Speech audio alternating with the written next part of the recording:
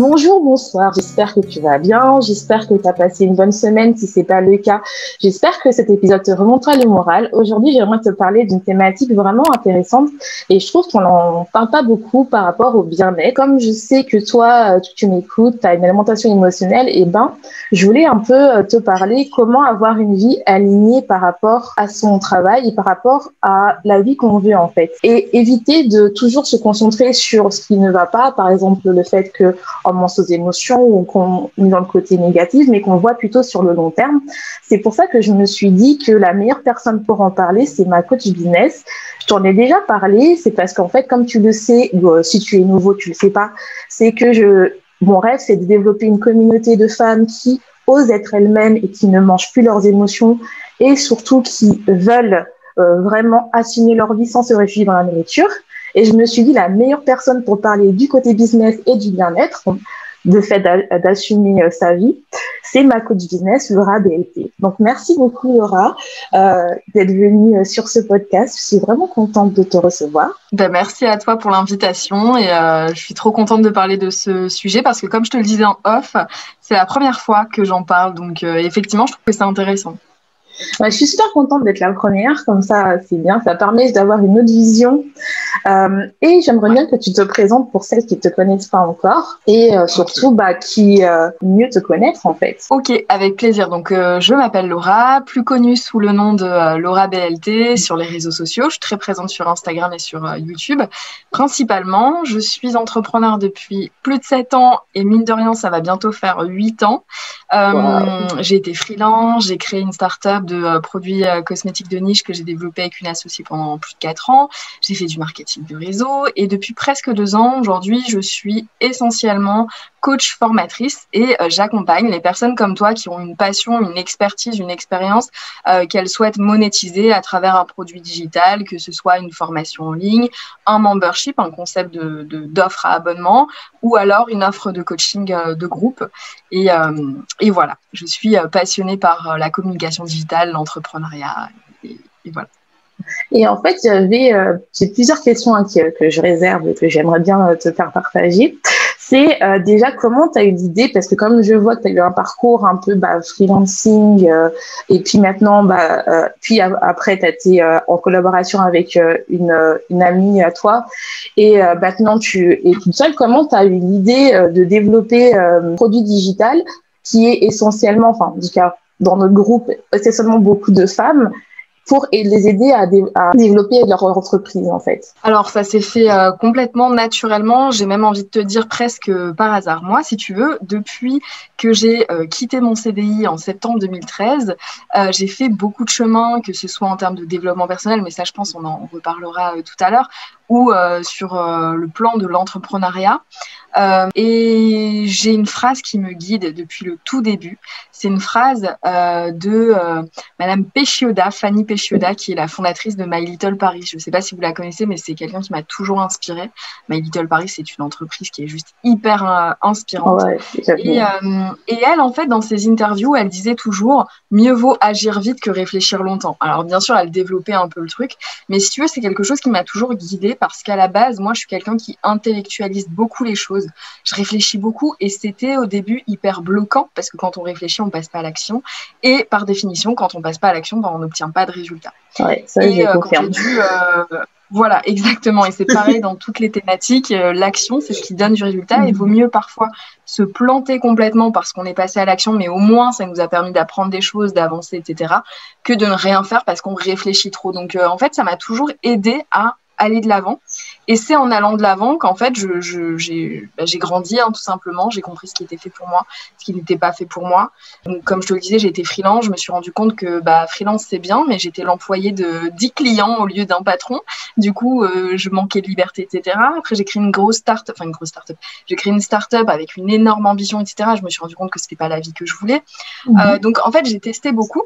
Et puis, en grandissant dans l'entrepreneuriat, je me suis rendu compte que ce qui me plaisait vraiment, ce qui me nourrissait, c'était de transmettre ma passion pour la communication digitale, l'entrepreneuriat, etc. Et en fait, ça s'est fait naturellement puisque j'avais déjà un réseau d'entrepreneurs, du coup, avec les années. Et j'ai eu beaucoup de demandes sur comment je digitalise mon business. Et donc, en 2019, j'ai créé une première formation en ligne, mais vraiment sans l'ambition d'en faire une entreprise à part entière. Et en fait, elle a bien fonctionné. Et puis surtout, ça m'a permis de découvrir ce monde de vente de formations en ligne. Et tu vois, une chose en amenant une autre, j'ai créé ensuite le membership et puis ainsi de suite. Et ça s'est développé comme ça. Mais voilà, j'ai pas commencé pour le coup, j'ai pas quitté mon job pour créer une formation en ligne. Ça a pris du temps. Donc ça dépend des personnes.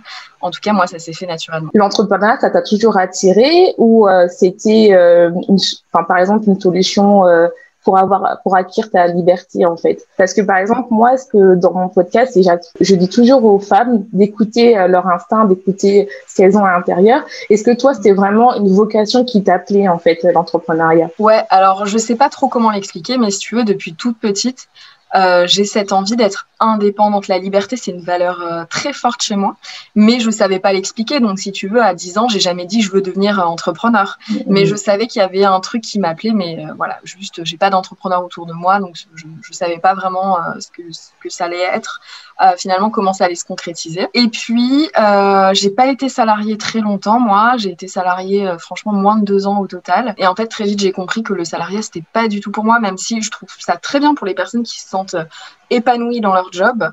En l'occurrence, moi, le fait de devoir rendre des comptes et de manquer de liberté, de créativité, etc., ça ne pouvait pas m'épanouir. Et du coup, j'ai quitté un CDI comme ça sur un coup de tête, sans même quand tu quittes un emploi, tu peux négocier ton départ, donc tu peux négocier une rupture conventionnelle pour avoir des aides de l'État ou même le chômage. Et en fait, moi, j'étais tellement plus patiente parce que je savais que je voulais autre chose que j'ai même pas négocié ça. Donc, ça s'est fait quasiment du jour au lendemain parce que je savais que c'était le moment pour moi. Donc, c'était mon intuition. Et je regrette pas, ça va faire 8 ans et je regrette pas du tout. Maintenant, tu as choisi ta voie, tu as écouté ton cœur, c'est le plus important, je trouve. En tout cas, moi, je trouve ça super beau parce que moi, en fait, j'ai fait pareil. C'est-à-dire que pour celles qui savent pas, moi, je suis chercheur en biologie et j'ai tout quitté du jour au lendemain parce que, en fait, je sais que ma voie, c'était pas ça. Même si j'adore la science, j'adore ça. Et la preuve, j'en parle dans mon podcast. Et pareil que toi, d'un seul coup, j'ai dit non, en fait, je veux vraiment aider les gens de manière plus professionnelle, enfin, pas juste de manière théorique, mais vraiment voir l'évolution, la transformation de la personne, en fait. Et ça, d'un seul coup, j'ai dit hop, c'est bon. Tu vois, c'est pas donné. Je sais que ça peut être difficile, peut-être pour les personnes qui nous écoutent. Alors, il y en a qui vont le faire très facilement, puis il y en a qui auront besoin peut-être d'avoir quelque chose d'hyper concret à côté, donc peut-être passer un job plus alimentaire et puis se libérer du temps pour développer un projet à côté. Ça dépend vraiment des personnalités de chacune, mais sinon, je te rejoins. C'est important d'écouter son intuition et en général, les réponses qu'on cherche, elles sont vraiment à l'intérieur pour le coup. Ouais, c'est ça. Et c'est ce que je dis à chaque fois. C'est pour ça que mon site s'appelle Toujours Amazing, c'est la vérité est à l'intérieur de toi. Et ça, je trouve ça super beau comme phrase. Ouais. Et tu dis souvent que tu crées une entreprise au service de ta vie. Et j'adore cette phrase. C'est pour ça aussi que je te suis. Comment tu arrives à gérer la vie perso et la vie professionnelle? Parce que quand on est entrepreneur, notre Instagram, c'est un peu notre seconde vie, quoi. Qu'on montre maison. Donc, on montre vraiment. Et comment tu arrives à gérer? Alors, déjà, souvent on me dit ça, donc ça me fait plaisir parce que ça veut dire qu'au moins le message passe et c'est un message qui est trop important pour moi parce qu'encore une fois, quand j'étais salariée, j'étais tellement malheureuse que finalement, dans ma vie personnelle, ça pouvait pas bien se passer parce qu'en général, quand on n'est pas épanoui personnellement, professionnellement, c'est compliqué et vice-versa.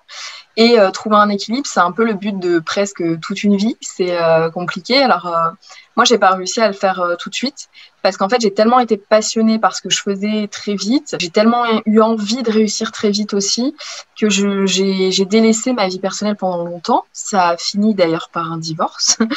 Souvent, les gens sont étonnés quand j'en parle parce que je parais jeune, mais j'étais mariée un petit peu, pas très longtemps du coup.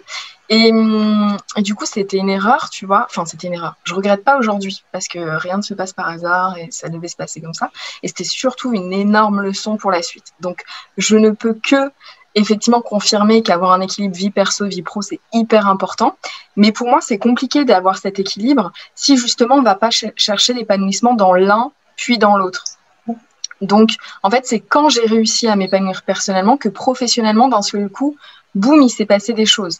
Alors qu'au début, je cherchais tout de suite les résultats professionnels, l'argent, on va en parler, mais je cherchais l'argent, la stabilité, etc. Et je me disais, le jour où je serai stable, où j'aurai réussi cet objectif, alors je pourrais m'occuper de ma vie personnelle et tout. Mais ça, c'est pas vrai, parce que tant qu'on n'est pas épanoui, nous, en tant que, là, en l'occurrence, on est des femmes, donc en tant que femmes, c'est beaucoup plus compliqué de s'épanouir professionnellement. Donc, en fait, l'équilibre, moi, je l'ai trouvé en mettant en place des rituels, tout simplement. Alors, au début, c'est un peu contre nature, surtout quand on n'est pas habitué. Moi, personnellement, me lever le matin, lire, moi, je pratique beaucoup l'affirmation positive. Je manifeste des choses aussi. Enfin, voilà, je suis assez spirituelle. Donc, le matin, j'ai toujours au moins 1 heure pour moi, minimum, où je vais justement passer un moment, non pas pour ma famille, non pas pour mon administratif ou quoi, parce que ça, pour moi, c'est pas la vie personnelle encore. Ce qui est plus important, c'est de passer du temps avec soi. Donc, je commence toujours la journée comme ça. Ensuite, dans ma journée, j'ai forcément un moment pour mes proches, ma famille, mes amis, voilà, ma vie de femme, mais hors moi toute seule et mon bien-être. Et ensuite, j'ai un énorme moment, effectivement, pour ma vie professionnelle. Mais ça, c'est seulement le après, tu vois. Une fois que ça c'est validé, je sais que je peux travailler et que je peux tout faire, même si j'ai envie de travailler jusqu'à 23h, jusqu'à 2h du matin, je peux me le permettre parce que ma priorité, ça a été moi, puis ma vie personnelle. En fait, j'aimerais bien rebondir sur ce que tu as dit d'abord que il fallait d'abord que tu sois bien dans ta vie personnelle pour que tu vois les choses exposées à l'extérieur. Et ce que je dis aussi à mes abonnés et à mes clientes, c'est que d'abord, il faut d'abord travailler sur soi pour vraiment comprendre ce qu'on veut vraiment, en fait. Parce que on est tellement à la recherche de la destination finale, c'est-à-dire d'avoir des résultats. Et moi aussi, je suis pareil.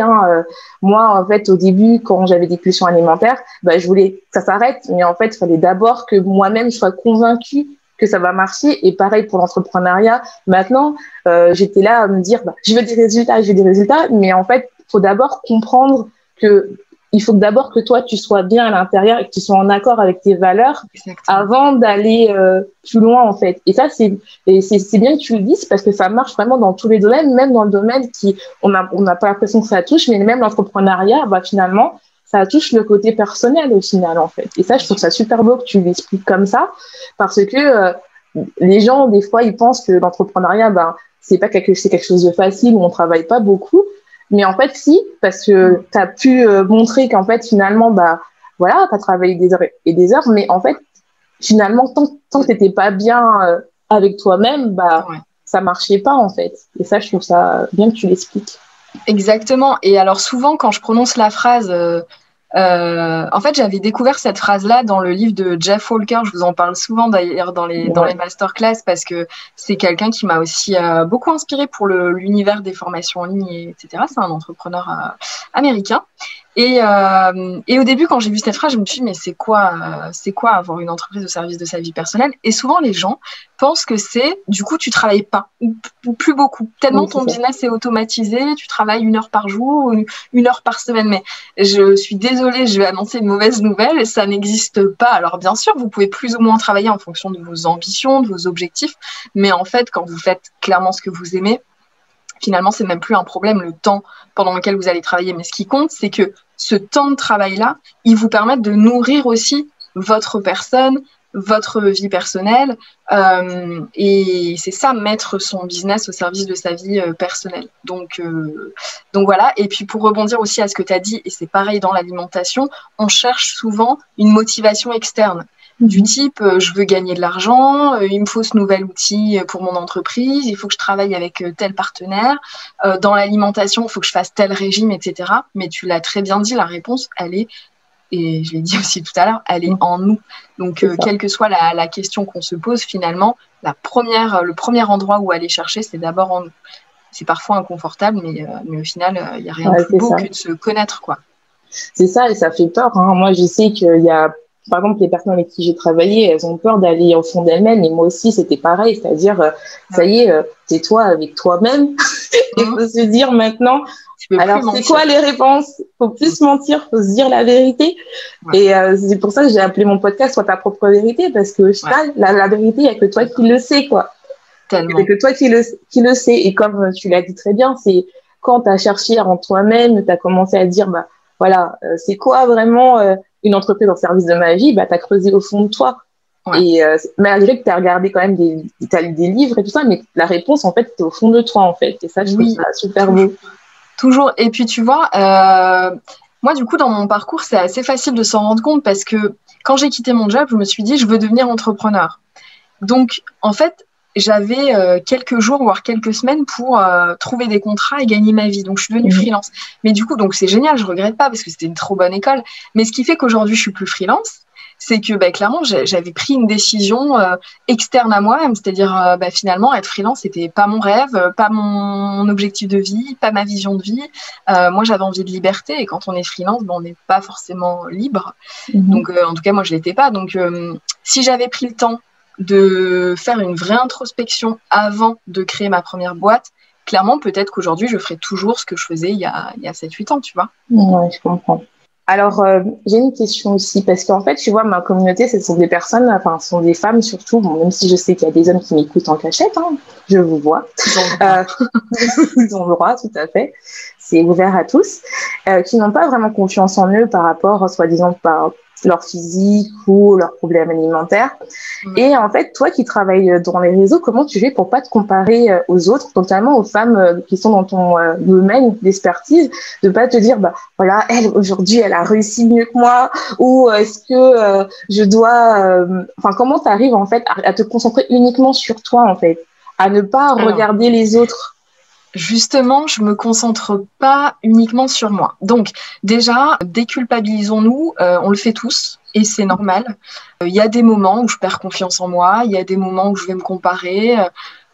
Franchement, c'est normal. Donc déjà, moi, j'ai appris à lâcher prise par rapport à ça.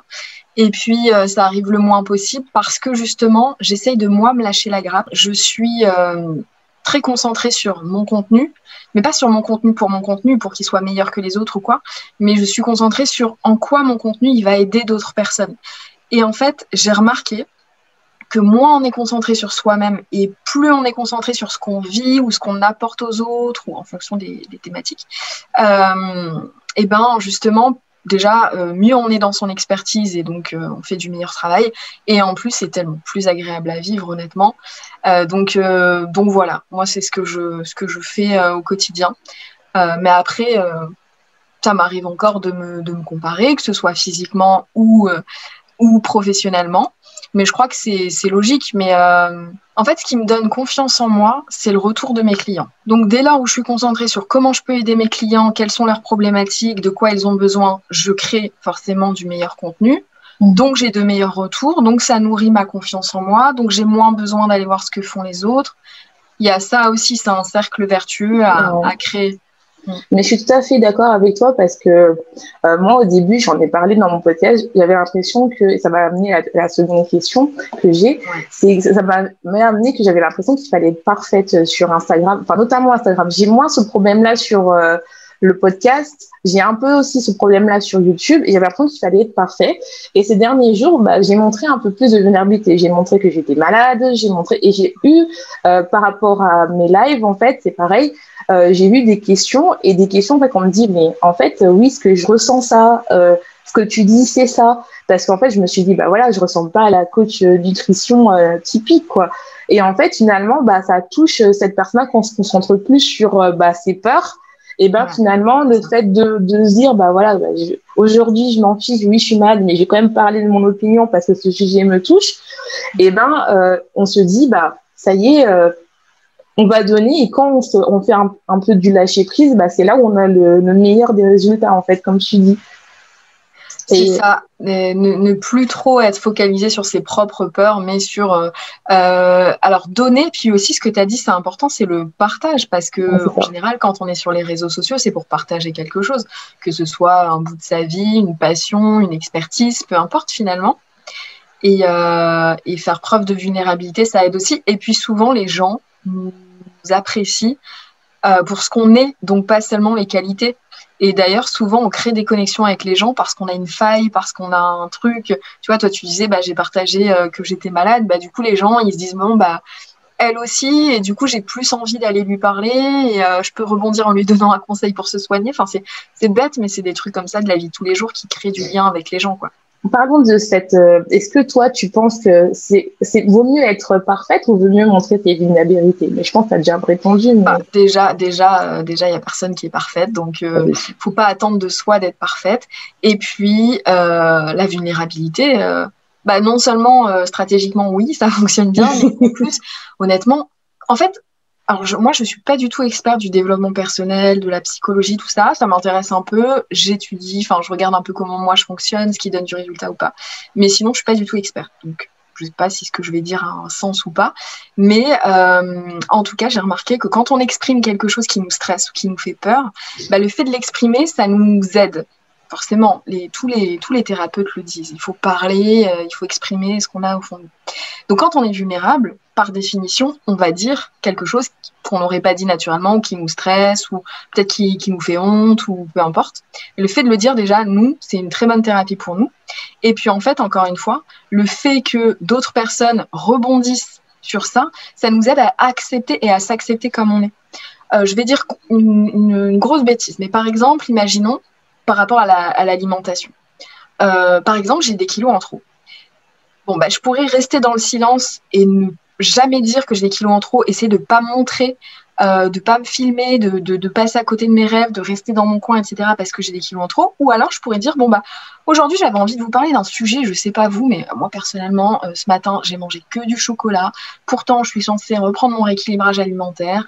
Ça a été compliqué. Franchement, dites-moi que je suis pas la seule, ou alors donnez-moi des conseils. En fait, tout de suite, déjà, ça crée du lien, comme on le disait tout à l'heure. Et puis, moi, ça me déculpabilise le fait d'en parler et ça me rend normal parce qu'au final, on est tous... Oui, et comme tu le dis, c'est qu'on n'est pas les seuls. C'est-à-dire que généralement, les gens, après, ils rebondissent. Bon, des fois, ils rebondissent en DM parce que, par exemple, moi, pour ma problématique, j'avais fait un post en disant les kilos en trop ne résultent pas tes pulsions alimentaires. Il y avait des personnes qui ont partagé directement dans le post et d'autres qui vont DM en message privé. Et en fait, on se dit, ça va, on n'est pas toute seule, en fait. On se dit, voilà, cette personne-là, elle comprend. Et c'est vrai qu'on a ce retour-là qu'on ne s'attend pas parce qu'on a l'impression que le côté vulnérable, finalement, les gens vont directement nous massacrer ou tout ça. Alors que non, en fait. Parce qu'il y a quelqu'un qui va raisonner en toi, comme tu dis, par exemple, je suis censée manger du chocolat tout le temps, alors que normalement, lundi, j'avais décidé d'arrêter.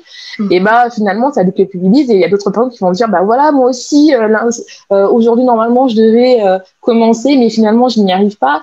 Et c'est vrai, ce que tu dis, c'est que finalement, partager, on reçoit et en donnant, en fait, on reçoit aussi, quoi. Et ça, je trouve ça super beau. C'est exactement ça. Ouais, c'est exactement ça. Et c'est un cercle vertueux parce que plus les gens, en fait, déjà, en vous exprimant sur quelque chose qui, encore une fois, soit vous fait mal, soit vous fait peur, soit vous fait honte, peu importe, ça va aussi aider les gens à faire la même chose. Donc, ça ouvre le dialogue, mais en plus de ça, vous avez un impact positif dans le monde.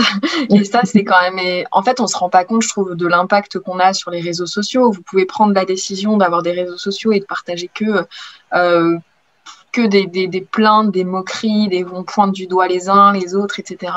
Ou alors, vous décidez de parler de vrais sujets, de parler avec sincérité, et puis vous avez un vrai impact sur la vie des gens, sans même vous en rendre compte, parce que il y a des gens qui rebondissent, et puis il y a des gens qui vont pas rebondir, mais qui vont se dire « Ah ouais, en fait, elle aussi, elle est comme ça, elle aussi, elle ressent ça. » Et puis, du coup, ça va permettre à la personne d'avancer aussi. Donc, franchement, il y a un vrai truc positif derrière tout ça. Alors, je vais parler d'un sujet. Donc, ce sujet, j'en ai parlé avec une autre personne qui est dans notre groupe, qui s'appelle Chloé, Sandra, Luc et moi. Parce qu'en fait, on parlait de l'argent. Donc, en fait, moi, j'ai pas vécu, pour ceux qui me connaissent, j'ai pas vécu en France longtemps. J'ai eu ma thèse en Suisse et et après, j'ai fait mon postdoc au Canada.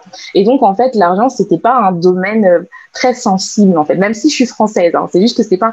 En France, j'ai remarqué que l'argent, ça pose vraiment problème, alors que finalement, je trouve que c'est important parce que en tant que femme, on a quand même des besoins, on faut pas se mentir, on a besoin de se faire belle, de faire attention à nous.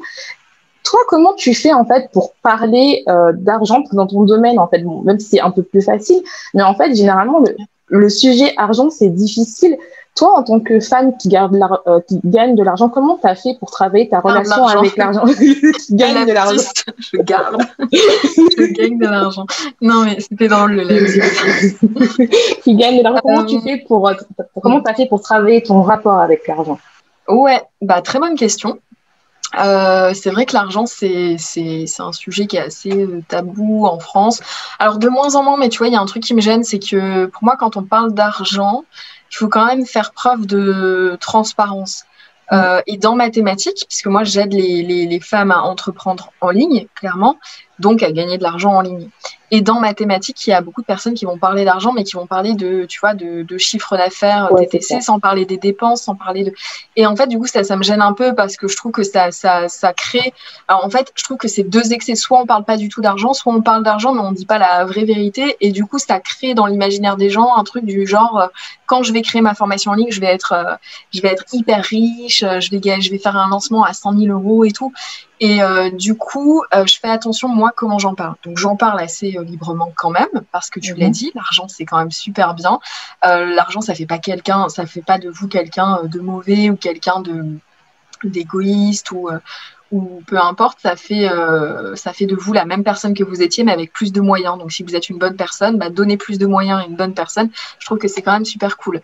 Et surtout, c'est un excellent outil pour développer votre boîte, pour avoir plus d'impact, pour être plus épanoui. Alors, l'argent ne fait pas le bonheur. Cette grande phrase qu'on entend. Non, je suis d'accord. Il y a des ressources, il y a des choses qui sont bien plus importantes que l'argent. Par exemple, le temps. Et malheureusement, le temps, c'est une ressource qui est hyper limitée. Donc, tu vois, moi, personnellement, je préfère avoir beaucoup de temps et un peu moins d'argent que beaucoup d'argent et pas de temps.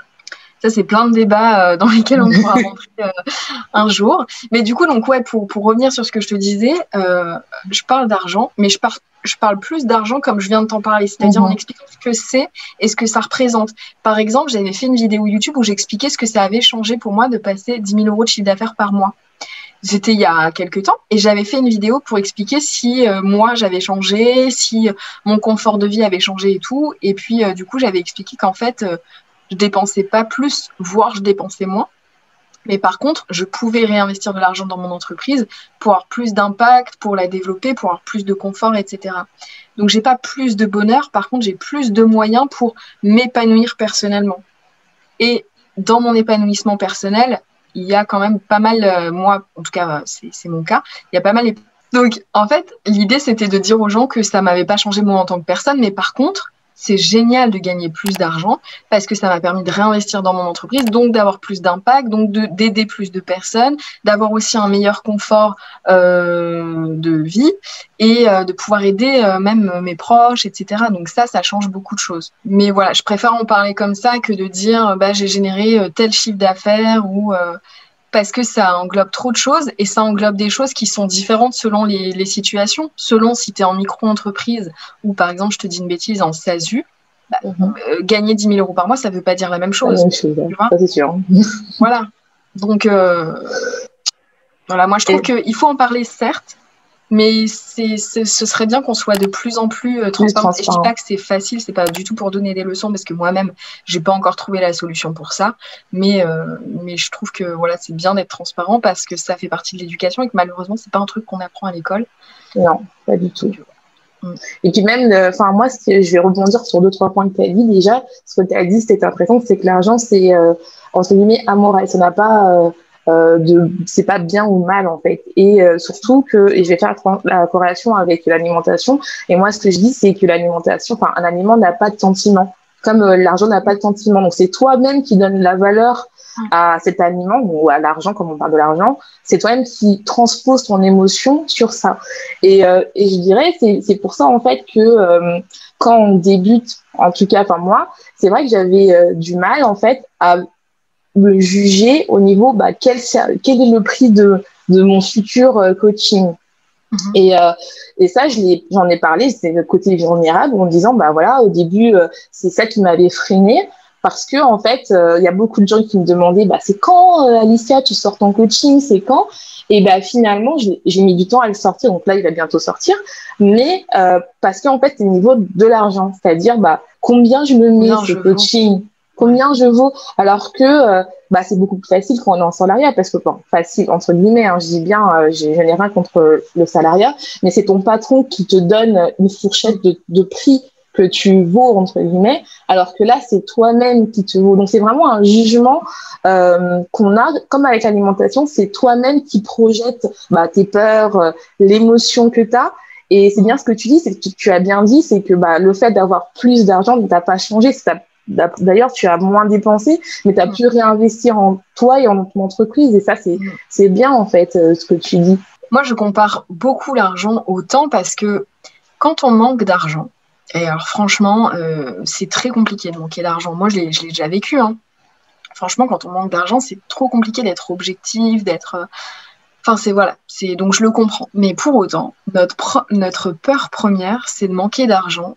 Par contre, on se pose jamais la question de comment on va remplir notre temps, comment on va gagner du temps. C'est ça. Tu vois, là, on vient de passer, une demi-heure ensemble.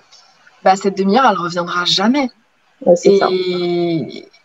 Et on se pose jamais la question, on laisse passer les heures comme ça, et voilà. Donc en fait, je mets souvent les deux en comparaison, et j'explique qu'il s'agit de deux ressources qui sont importantes toutes les deux, qu'on dépensera toutes les deux tout au long de notre vie, mais il y en a une qu'on peut toujours gagner, qu'on peut toujours regagner, et il y en a une autre qui se perd chaque seconde et qui reviendra plus. Donc finalement, ça aussi, c'est une question de lâcher prise sur est-ce qu'on manque d'argent, pas d'argent, etc. L'argent, ça se gagne toujours. Si demain vous êtes à zéro, vous pouvez passer à 500, à 1000, même à 10 000, à 40 000, et c'est possible. Par contre, le temps, c'est pas possible. Là, moi, je suis tout à fait d'accord et je vais corréler ça avec l'alimentation. Parce que, en fait, je sais que vous qui m'écoutez, par exemple, vous disiez, mais là, on parlait d'entrepreneuriat, mais c'est censé être sur le bien-être. Et je te dis que c'est très important parce que il y a beaucoup de femmes qui se concentrent uniquement sur l'alimentation et qui se concentrent pas comme elle dit, au temps et surtout, je dirais, à sa recherche du bonheur. Parce que, en fait, le fait de chercher le moindre gramme, de se peser les aliments ou de se priver d'un aliment juste parce que tu veux rentrer dans le 36, tu te poses jamais la question. Est-ce que vraiment c'est ça qui me rend heureuse? Est-ce que le fait de crever de faim toute la journée, ça me rend heureuse? Je ne pense pas. Enfin, en tout cas, c'est ma philosophie, je ne pense pas. Je pense que quand on est en accord avec nous-mêmes, la question qu'on doit se poser, c'est qu'est-ce qui me rendrait heureuse? Et comme toi, tu dis, le temps, on ne le récupérera jamais. Et je trouve qu'on perd tellement de temps à se poser, on se met pas les vraies questions, à se poser, comme tu dis, je suis pauvre, comment la vie est nulle, je sais pas quoi. Comment gagner de l'argent, au lieu de se dire le temps, comment je peux optimiser mon temps pour en fait être heureuse et vivre une vie qui me plaît, quoi. Qui m'inspire, qui m'épanouit. C'est sûr, et puis on peut clairement faire le lien parce que j'ai l'impression que quand on mange ses émotions, donc pour le coup c'est toi l'expert, donc tu vas me dire, mais j'ai l'impression que quand on mange ses émotions, finalement on essaye de combler aussi quelque chose, un manque, et souvent ce manque, c'est soit peut-être une blessure qu'on a qu'il faut travailler, soit un manque d'épanouissement, que ce soit personnel ou professionnel. Et finalement, quand on se concentre sur le vrai problème, les solutions arrivent beaucoup plus vite. Et puis l'argent, c'est une conséquence. La perte de kilos, c'est une conséquence. Une conséquence, c'est ça. Ou le gain de kilos, d'ailleurs, peu importe, c'est aussi une conséquence. Une meilleure santé, c'est une conséquence. Donc voilà. Je pense que ça passe énormément par l'épanouissement. En tout cas, moi, c'est comme ça que je l'ai vécu. D'ailleurs, dans les deux cas, que ce soit pour l'argent ou pour l'alimentation. Ouais, c'est ça. Moi, je suis tout à fait d'accord avec ce que tu dis parce que, en fait, chercher au fond de nous, comme tu as dit tout à l'heure, c'est important et se poser les questions telles que pourquoi je mange nos émotions ou pourquoi, en fait, je suis aussi concentrée sur l'argent. Finalement, la réponse, on l'a. Et généralement, quand on se demande parce qu'on n'a pas beaucoup d'argent, pourquoi je me concentre sur l'argent, c'est parce qu'en fait, la réalité, c'est que tu as besoin d'argent. Et il n'y a pas de mal à se dire j'ai besoin d'argent. Mais pourquoi? Est-ce que c'est de l'argent pour l'argent ou c'est parce que tu veux t'épanouir, en fait? Et là, c'est pareil. Pourquoi tu manges tes émotions? Parce que, en fait, tu vas pas bien. Pourquoi tu vas pas bien? C'est pas l'alimentation, faut creuser. C'est, comme tu as dit, c'est tes blessures. C'est parce que tu vas mal. C'est peut-être parce que, en fait, tu n'es pas dans un bon environnement. Ton environnement n'est pas, il te soutient pas, ou juste parce que aussi, t'as des traumatismes passés. Et donc, en fait, il faut chercher pour ça aussi. Il faut chercher au fond de soi. Et ça que tu l'as bien dit, c'est que, il faut vraiment comprendre, se poser et se dire quelles sont mes questions, qu'est-ce que je veux, est-ce que je vais être heureuse ou est-ce que je vais continuer comme ça à me poser, on met pas les bonnes questions et continuer à chercher, à se concentrer sur les choses qui ne sont pas au final importantes. Parce que le temps qu'on a sur cette terre est très, très, très petit au final. Exactement. Alors, oui, j'ai une question. Alors, tu sais, dans l'entrepreneuriat, il y a des zones de stress. Vraiment, on stresse des fois parce qu'on n'a peut-être pas un certain objectif ou parce qu'on est à un lancement. Et comment tu fais pour gérer ce stress-là? Est-ce que toi, tu as des... moi, je sais quand je stresse, avant, maintenant, je le fais plus, c'était l'alimentation. Mais toi, qu'est-ce que tu fais? Qu'est-ce que tu faisais avant et que maintenant que tu ne fais plus pour gérer ton stress, en fait? Alors, moi, je suis une grande stressée de nature, donc je connais bien le stress. En fait, moi, Alors, il y avait l'alimentation aussi. Ça, je pense que c'est hyper féminin. Ouais. Le paquet de chips pour oublier. Moi, j'ai connu ça. Hein. C'est vraiment quelque chose... moi, c'était plus bonbons. J'adorais les bonbons. Donc, quand je stressais ou avant l'examen, je mangeais mes bonbons. Oh là là, ça, c'est... Mais ça libère, mais c'est pas la bonne solution. C'est court terme, quoi. C'est vraiment, ça soulage sur le moment, mais après c'est pire parce qu'on culpabilise et tout. Donc, bref. Donc, non, aujourd'hui, je fais plus ça. Mais en fait, je crois que j'ai juste appris à vivre avec mon stress. Donc, je suis pas moins stressée ou j'ai pas guéri mon stress ou quoi. Mais en fait, je le vis mieux parce que j'ai appris à vivre avec et j'ai appris à faire en sorte que ce stress, il nourrisse en fait mon objectif. Donc, par exemple, on va prendre le lancement. Effectivement, un lancement, ça peut être stressant. Je fais en sorte d'avoir la meilleure hygiène de vie possible un peu avant mon lancement.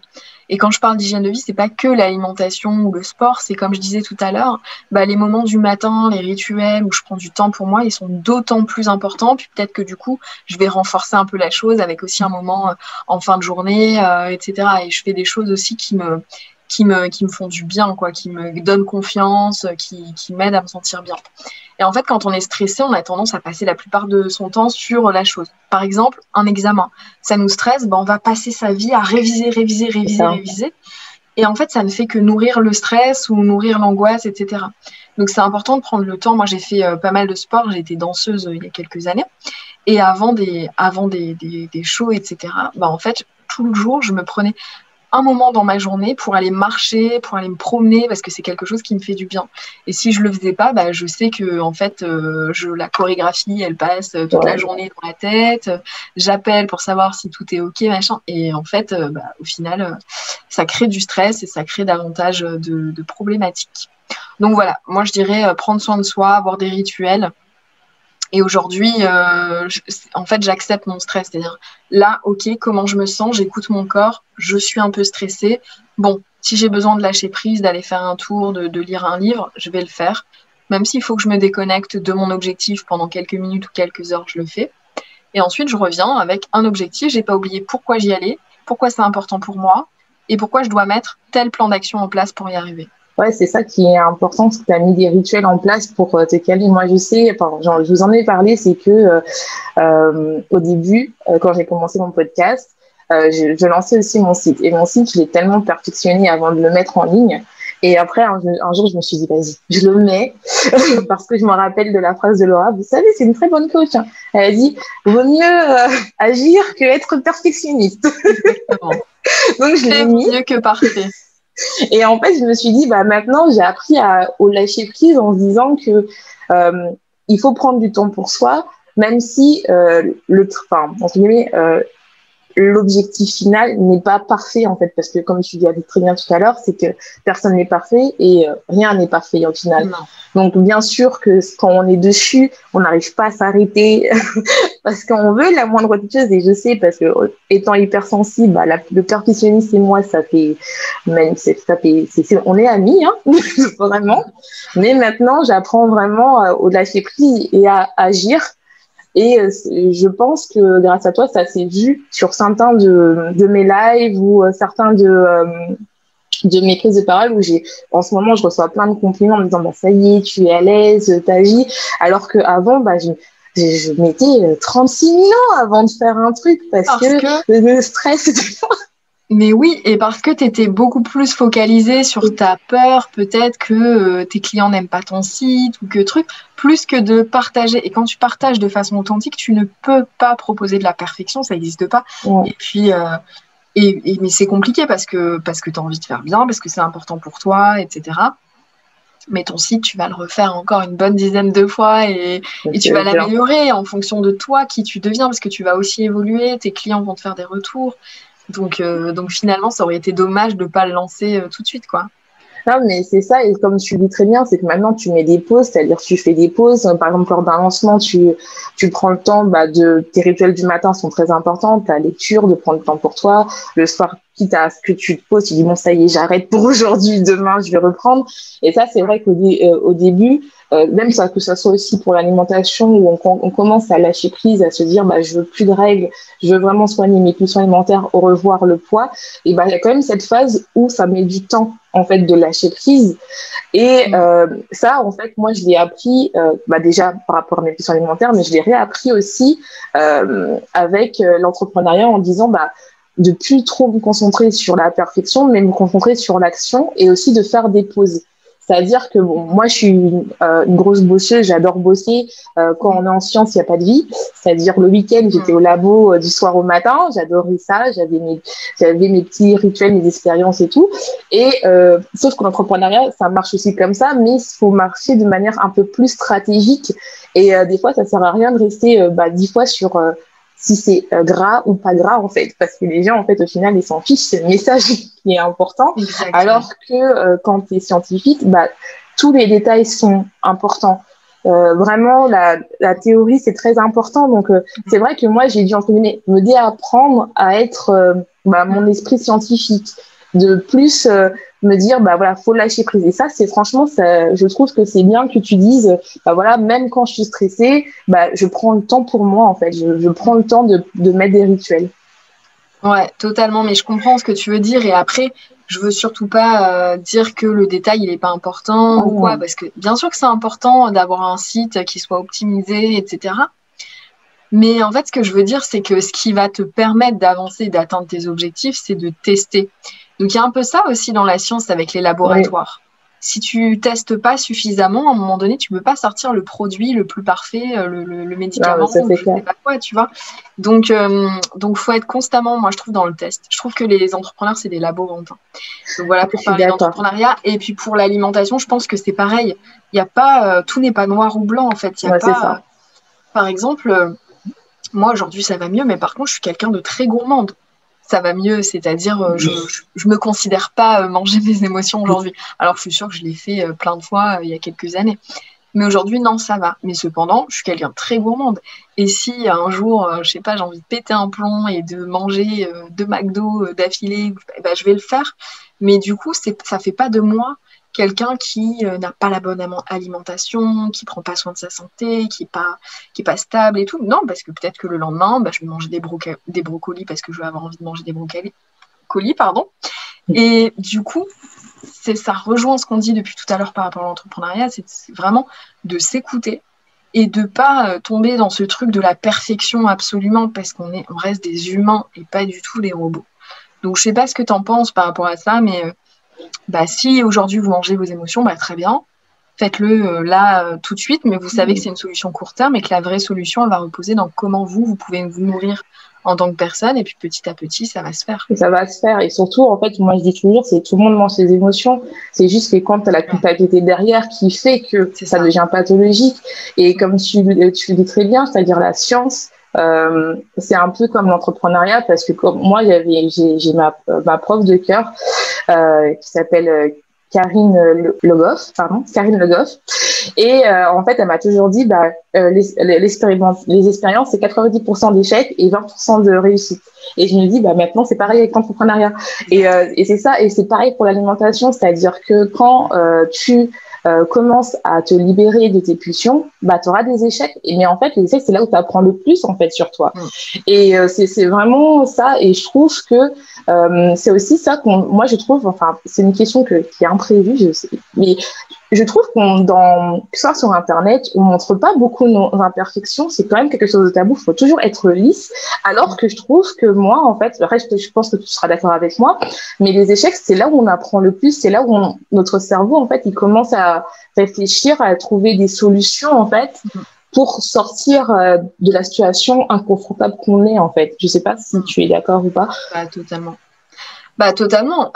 Ça rejoint ce que je disais par rapport au laboratoire, c'est que les laboratoires sont faits pour échouer parce que plus vous échouez, plus vous pouvez mettre des solutions de côté pour vous concentrer sur d'autres. Donc, statistiquement, plus vous échouez, plus vous êtes proche de la réussite. Donc, c'est pareil dans tout, je pense, dans la vie.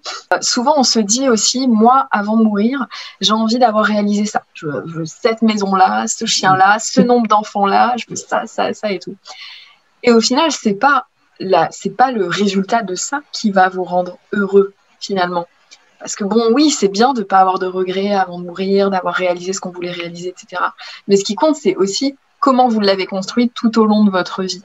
Donc moi, finalement, j'oublierai pas mes échecs et j'aurai pas un sentiment d'amertume concernant tous mes échecs. J'ai fermé 2 entreprises, j'ai divorcé et tout ça, sur le coup, ça fait mal, c'est des échecs, ça touche l'ego.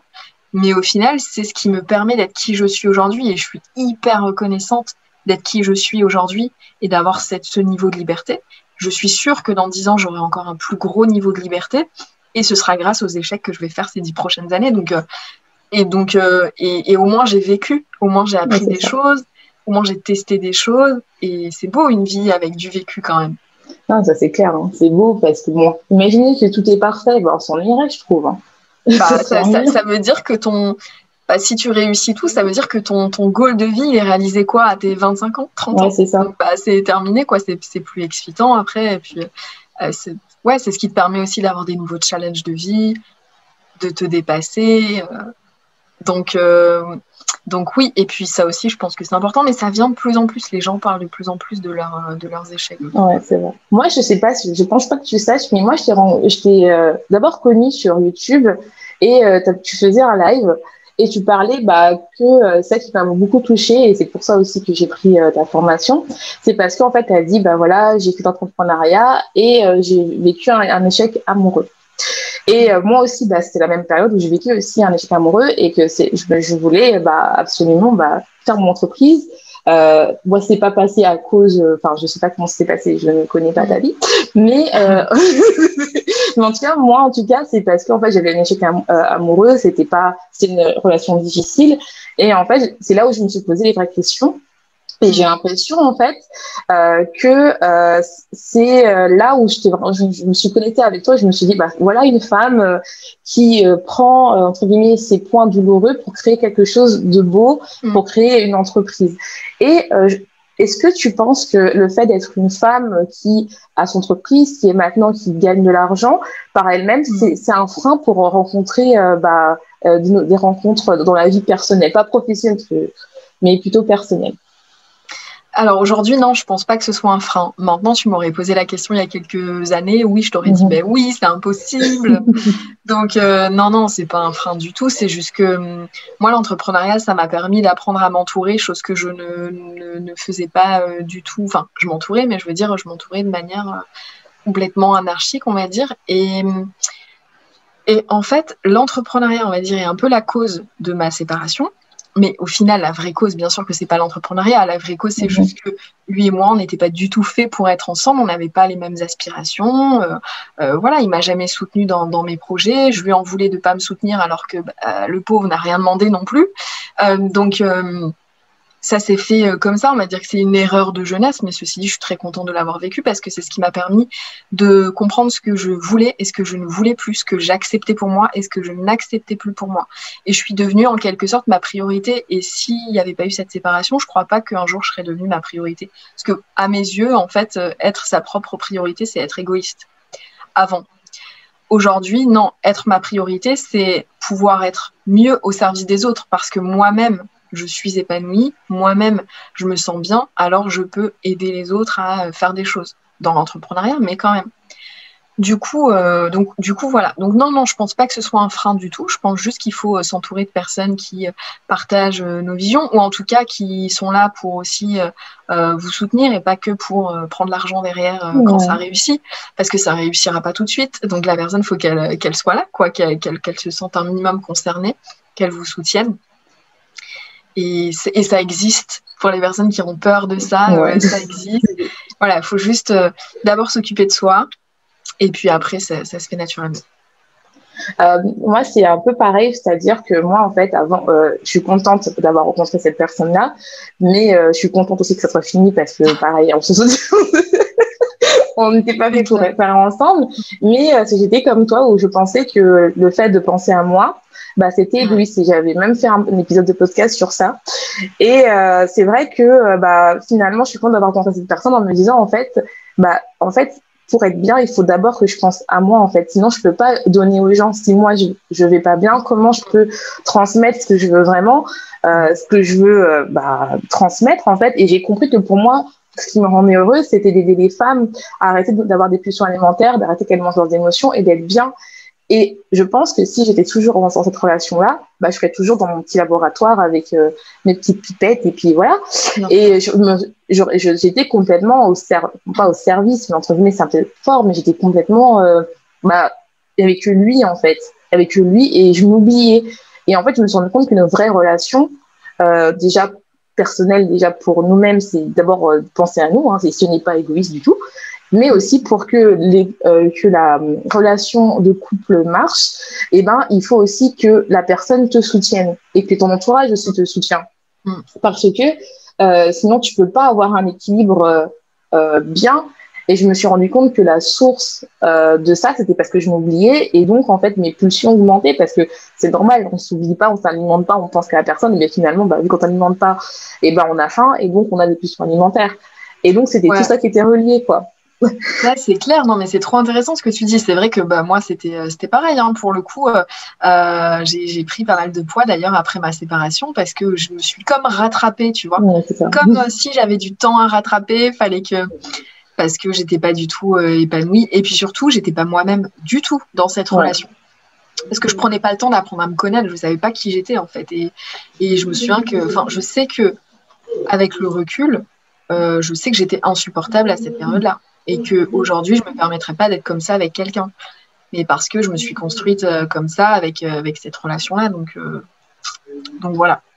Ouais, moi, je te comprends tout à fait. Moi, j'étais complètement pareil. Je sais que j'ai compris que je suis une femme qui aime diriger. Et c'est pas mal, en fait, d'aimer diriger, d'avoir son entreprise, d'avoir sa vision. Et ça sert à rien de baisser ses critères juste parce que... au final, c'était une des raisons, c'est que j'avais peur d'être seule. C'est pour ça que j'ai mis du temps à quitter cette personne-là, parce qu'on a l'impression que on mérite pas mieux, alors que c'est complètement faux.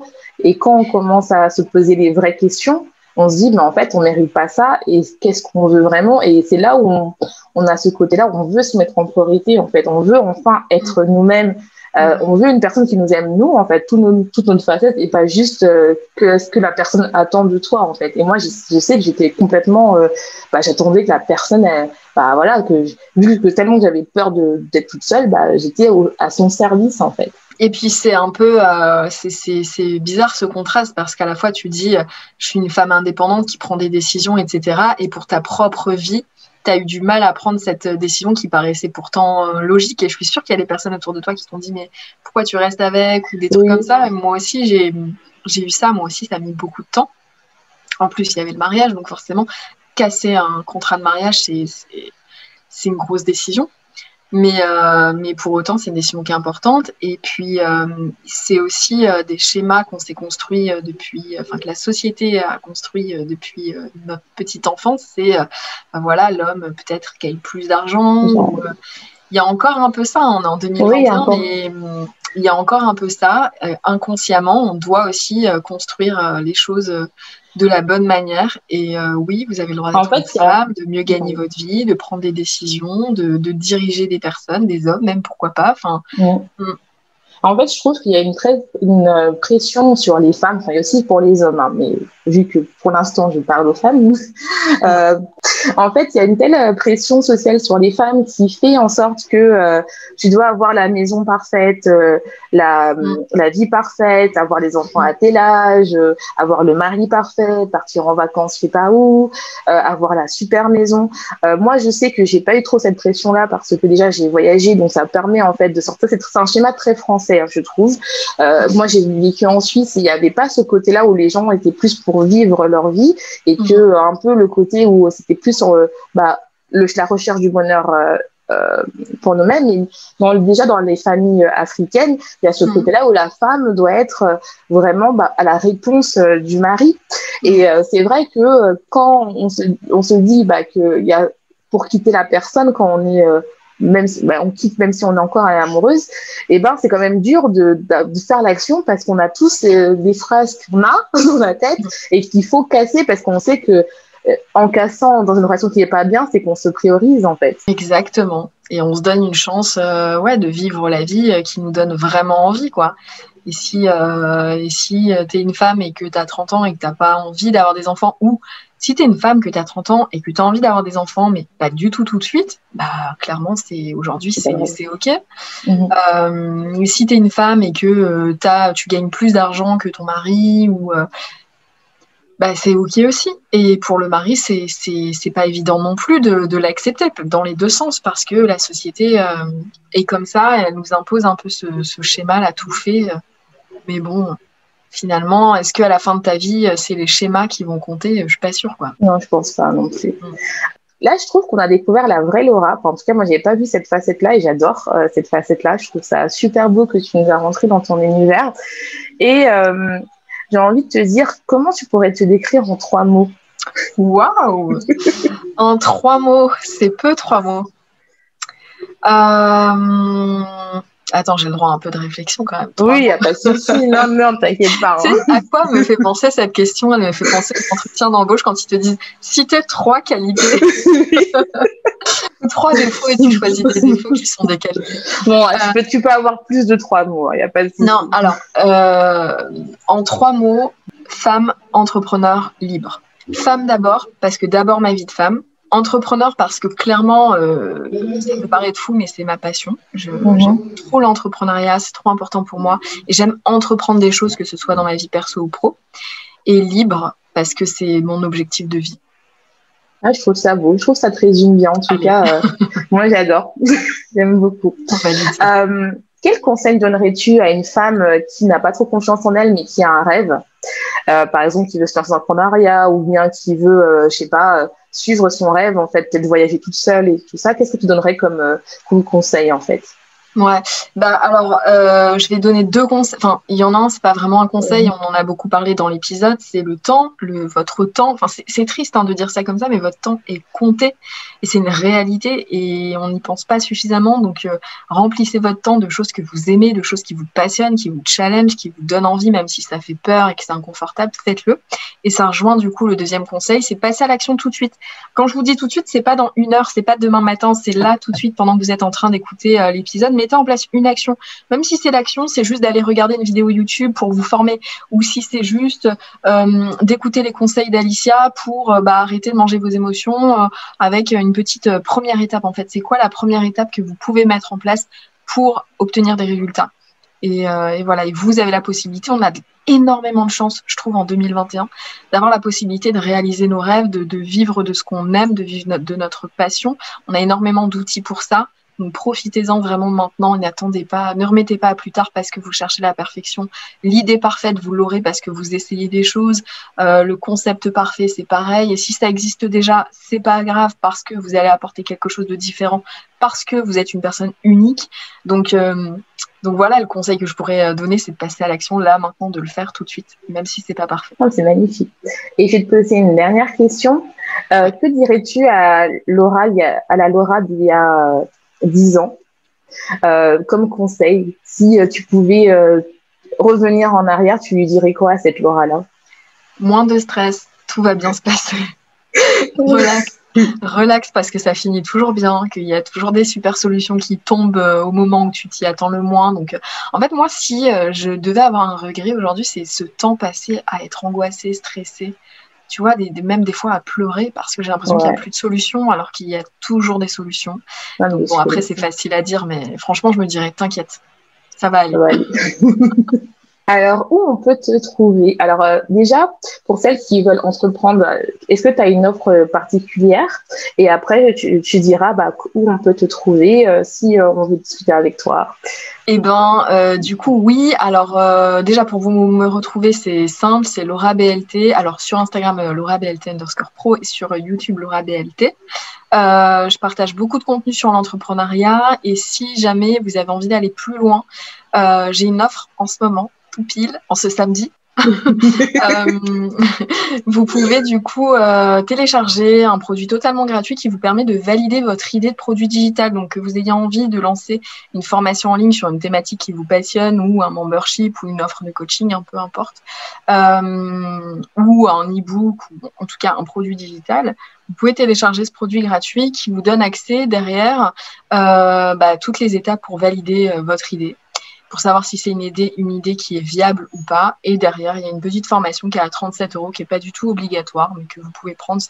C'est peut-être la première étape dont je parlais tout à l'heure, si jamais ça vous dit. Mais voilà, là, c'est vraiment en termes d'offres, mais sinon, tout simplement, suivre mon contenu, venir échanger si vous avez des questions. Et puis voilà.